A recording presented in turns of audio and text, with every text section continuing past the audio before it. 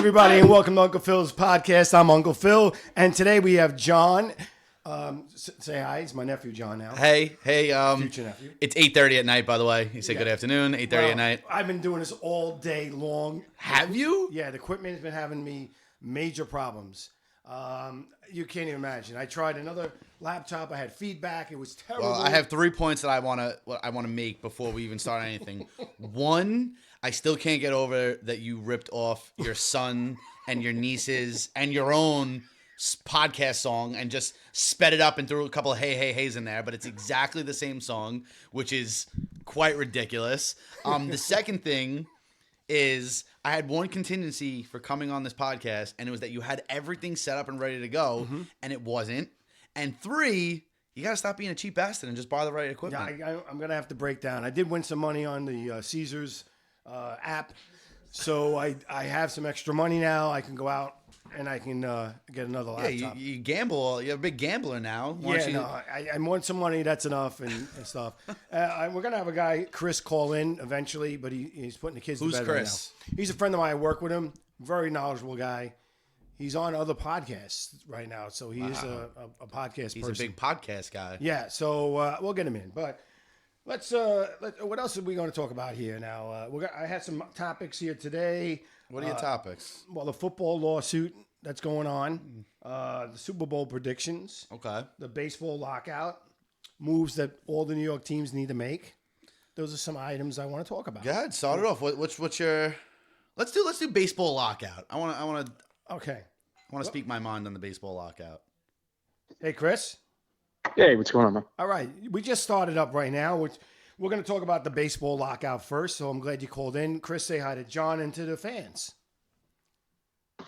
Hello? Hello, Chris. You hear me? Yeah, can you hear me now? Yeah, I lost you there for a second. I don't know what happened. Say hi to everybody. This is Chris. Hey. What's going on, Chris? How are you? Now, Chris is on another podcast, so he is a regular guest on another podcast. Am I right, Chris? That's correct. You're Mugs. You're a big podcast guy, Chris, huh? Yeah, a little bit. Nice. So I'll go first on what I believe on the baseball lockout, okay? As you all know, I am not a big fan of the union, okay? I believe that the union and the agents have kind of ruined baseball because you don't have the solidarity that you had in the past where your teams were your teams. You fell in love with the players. No, they leave, right? I get that's the free market, but they leave. Anyway, I actually have an issue this time with the owners because, especially the Met owners, okay? I'm going to tell you straight out as a Met fan, I have a problem. You want to say, we have no money and we have to lock the players out, but I'm going to give $300 million plus to 7 players in the last 2 years. To me, that's ridiculous. That's my opinion. You? Anything else? John? Go ahead, Chris. Chris, what do you think? Yeah, I'm here. Yeah, no, I mean, it to your point, Phil, it is absolutely ridiculous that they would cry about no money. And especially right now, I think they will solve this only because they're going to need the money because you don't have baseball again, which we didn't have, 2 years ago where the season got shortened. They're going to start crying more about money. So this will have to get figured out if they really are complaining about money. But it is kind of ridiculous when you have billionaires fighting with millionaires over, over small amounts of money in reality. You know what I mean? It's kind of ridiculous. What do you think, John? At this point, I think it's getting very late in the year, and spring training is supposed to be right around the corner. If not, it's supposed to. I'm sure it's pitchers and catchers come in sometime in February, right? Yep. And Yep. from what I understood the other day is they took a big step backwards, where the players' union was expecting a counter proposal from the owners, and they denied it. They didn't give them that counter proposal, and they wanted to go to mediation, and the players denied that, and they don't want to do that. So that was a big step backwards, which really sucks because I'm going to take it at this point is that they're not going to start on time. That's just my assumption of what's going to happen, which is ridiculous, and that sucks for us as fans, and it sucks for the sport because all they've been talking about all these years is, getting more youthful audience involved and growing the game, and this is only going to hurt the game. So they're not helping themselves at all. Well, I kind of, that's what I'm saying. This is a big problem. I did see some of the players like Matt Scherzer. He came out on Twitter today and was like, well, we gave them a fair proposal for both sides. And I guess that's what he's got to say. But obviously it wasn't a fair proposal. It's in the players' interest.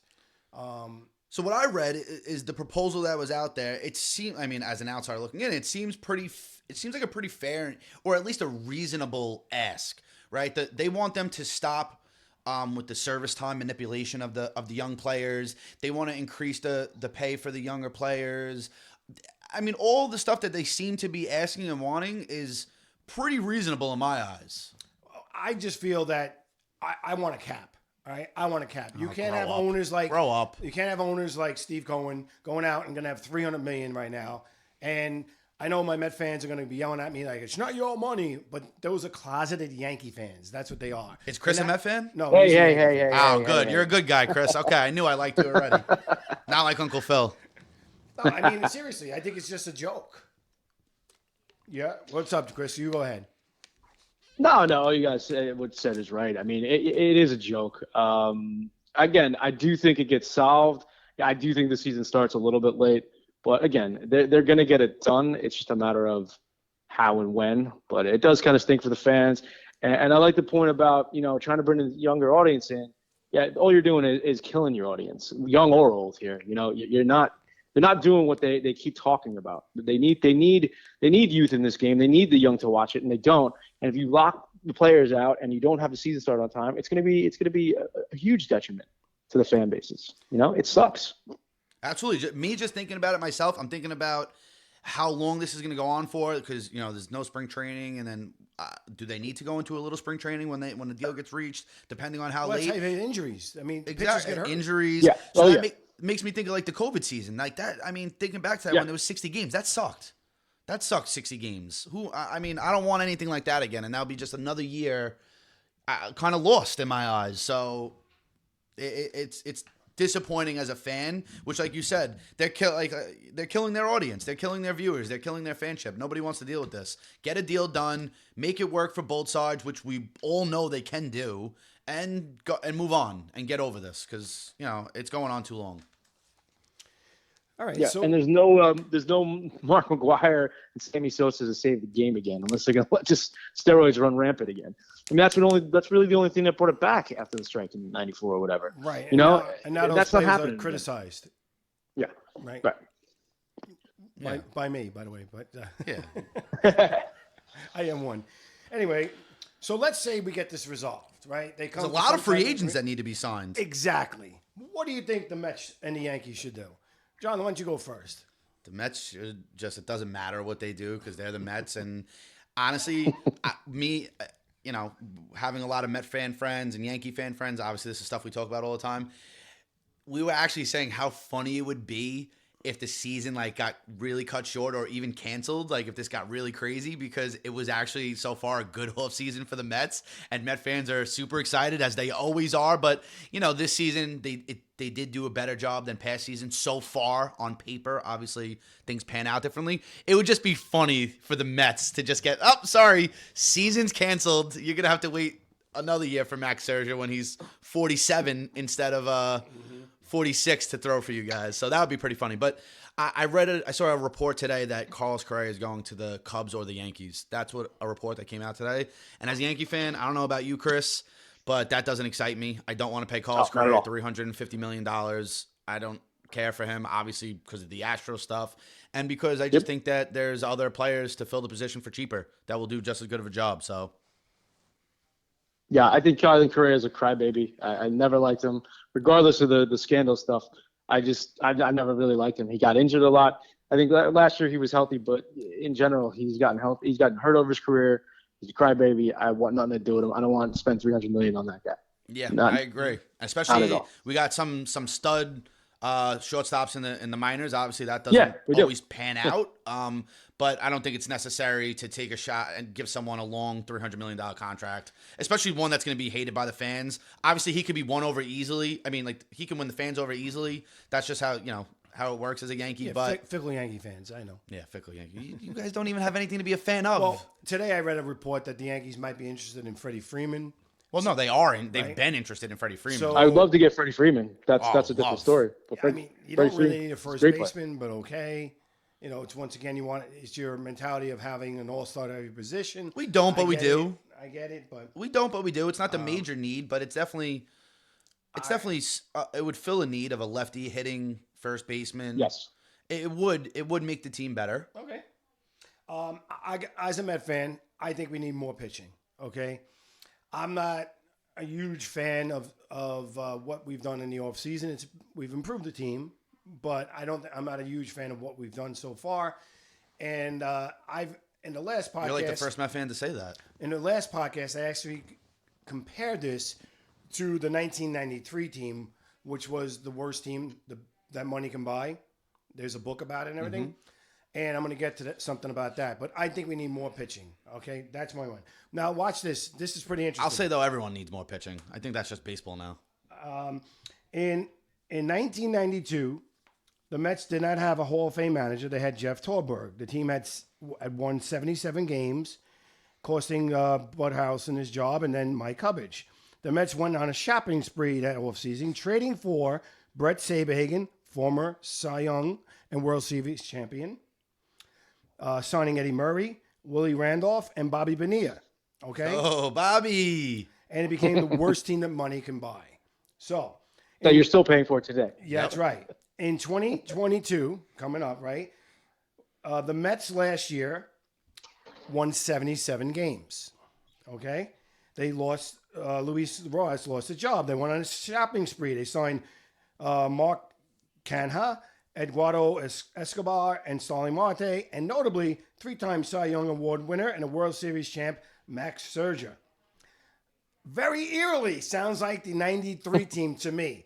Now, everybody, we got Max Scherzer, and he might be really good for a year, okay? He's too old to get $43 million a year, and I look at long term. As I went to school to be an accountant, so I look at these things and I go, all right, what's going to happen next year? Well, DeGrom's going to opt out as long as he's not injured, right? As long as he's not injured, he will opt out. He's going to get $40 million. So now for two guys, you get $80 million on your team. It's insane. It's stupid. Wait, you're forgetting Lindor. Add another 30 on that. I understand. 3 players. I'm just talking 2 players at $80 million a year. It's, to me, does not make sense. That is not sustainable. You got to win this year. You got to win. Otherwise, you're going to be tearing your team apart. I don't like that.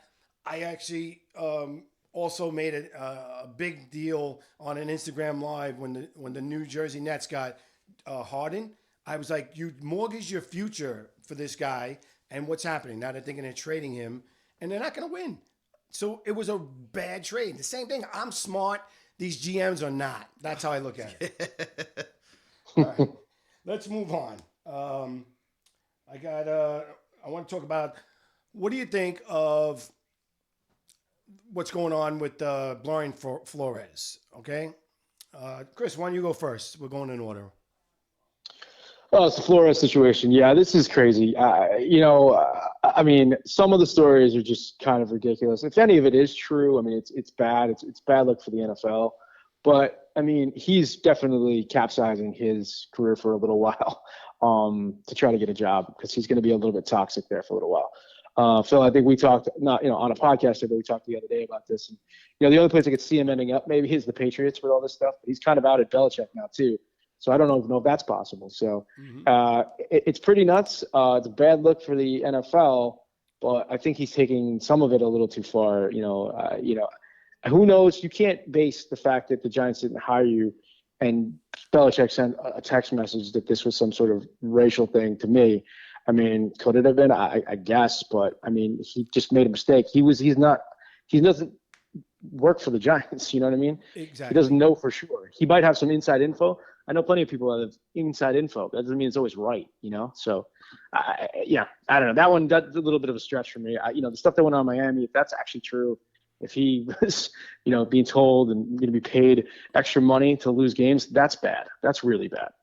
So, I don't know. It's kind of nutty. In my opinion, okay, I think that it's going to be very hard for him to prove the Giant thing unless there's an email from a Giant personnel in the hierarchy to Belichick saying that we've hired the new coach. Was it Brian Dabhole or something like that? Mm-hmm. Yeah. So if there's something like that, that could be a problem for the Giants. if there's no smoking gun like that, because now the Giants have come out and said they have emails that show that the decision wasn't made until the day after the interview with Flores. But if I'm Flores and I get that information, I'm kind of upset that I'm going in for an interview for no reason. So I can understand his point of view in one way. In the other way, no, because he's 2 other jobs he was interviewing for, and now I've thrown that away. Like, maybe after I get hired, maybe I bring it up, right? If you really felt that way. I'm interested because if the NFL wants you, they will get you like they got John Gruden, Yeah. right? I the think bottom line. I think the text with Bill Belichick is hysterical because knowing his whole personality and what he portrays and all the jokes and memes about Bill Belichick and what he does in press conferences, and then seeing how he texts. My first thought was, there's no way those are texts from Bill Belichick, because it was just a ton of exclamation points and question marks and all this personality in these texts that it just seemed fake. I thought it was a joke when I first saw it, but if it is real, that's pretty wild for Bill Belichick. He's an exciting texter, which I think is pretty funny. But obviously, other than that, it is a terrible look for the NFL if that's the case.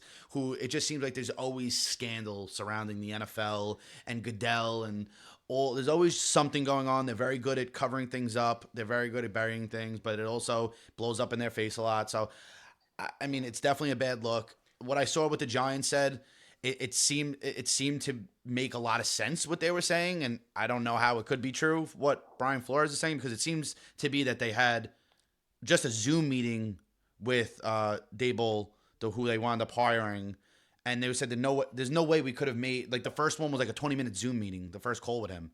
There's no way we could have made a decision to hire someone to coach our team off a 20-minute Zoom meeting. Yeah. So at that point, Bill Belichick wouldn't have known anything. I don't know. It seems like the timeline isn't adding up for Brian Flores' case, but obviously there's always things that can come out. And the thing is, don't forget, the GM worked for Buffalo, so did the new coach. So he already knew him. So it could have been, I'm hiring him no matter what, and I'm just gonna have to go through these interviews because I have to. I mean, that's a possibility. It could. I mean, listen, that happens. Even without take race out of it, that happens in the corporate world too. Absolutely. You know, they know that they're hiring someone. Sometimes they'll just go through the formalities of we got to post a job because we have to post it, but we're going to hire you. I get that. As far as the other thing, everybody knows that somewhere in the organization you want to tank the games to get a better draft pick, but to actually have proof of that, because supposedly there's somebody overheard it, is bad for the NFL. Oh, it's terrible. Bad. And then you got Hugh Jackson come out and say, I was told to lose every game. I mean, I don't know if it's true, false, but bad look. Bad It look. probably is true, but that's the problem. That's Right. You know. Yeah, it probably is true. You're right. Right. But wait, before you go into that further, do you think John Elway was that hungover like Brian Flores is claiming? I mean, he could have been. Don't forget. What John Elway came out and said was, I flew in On a red eye. on a red eye to go and meet this guy because that's the only time he can meet. And I might have looked disheveled. He goes, but that's kind of messed up of him to mention that. Yeah. They saying that he walked in, they were all banged up from the night before, like they just went partying. Right. I mean, it's a possibility again, right? Like I said, it's a tough situation. I do understand if I go for an interview and that happens to me where it's already given to somebody, it's a waste of my time. I'd rather you call me up and say I hired somebody. So I'm interested to see if the text message that Belichick was reading, who it was from. I mean, they're going to have to be a report about it eventually.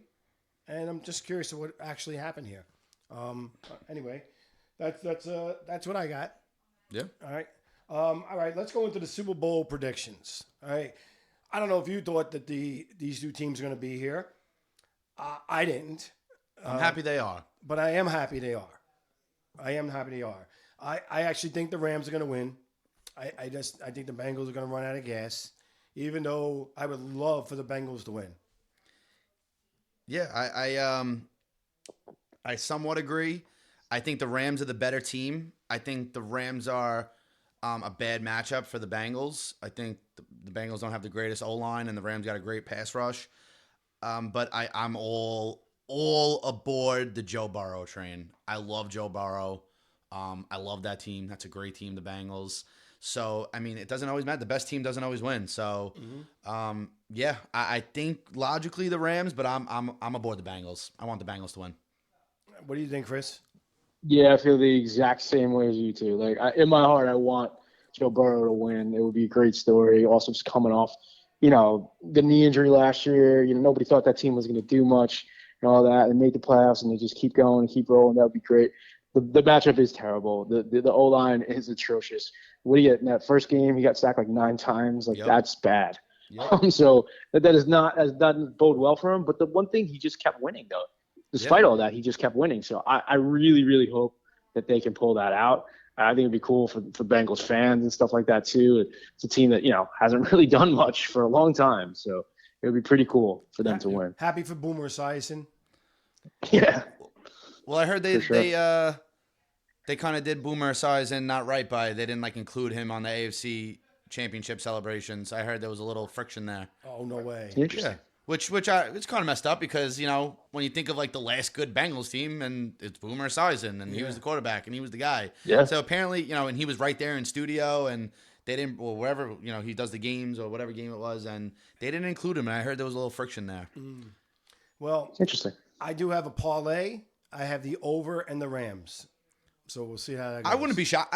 I think the Rams are the better team and logically they would win, but it's not like if the Bengals win, I'll be like, wow, it was an upset, and I didn't see that. I think the Bengals could easily win. I think they're two very good teams. They got a lot of offensive talent, both teams. I mean, Cooper Kupp is ridiculous what he's doing, and Jamar Chase on the other end, and they both got decent running backs and good wide receiving core. So I think either team, I wouldn't be surprised, but Bengals. Let's go Bengals. And last thing I want to mention, Chris, you have any shot of winning in that pool we're in?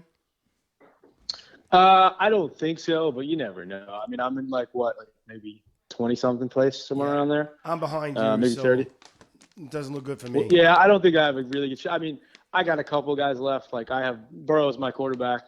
I have players to put in each position, but, I was thinking the Chiefs were going to be here, so I had kept a bunch of them, I know. which didn't work out for me. But that's okay, You got to get a little creative with these lineups and, hope for some crazy breakout from somebody you don't even know, Yeah, But absolutely. I doubt it, but you never know.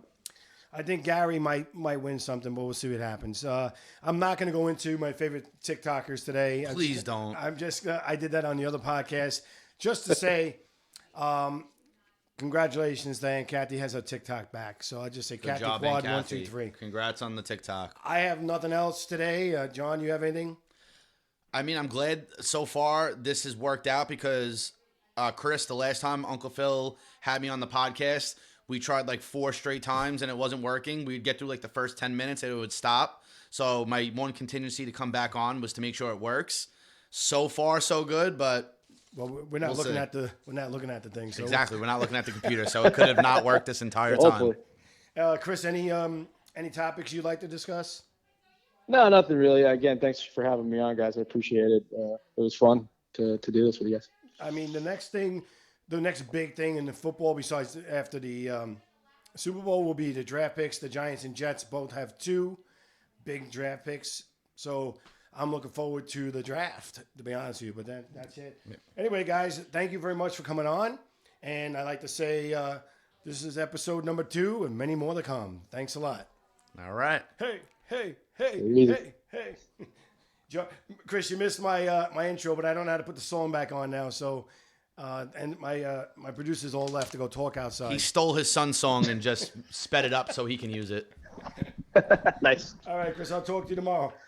All right, guys. Talk to you later. Bye.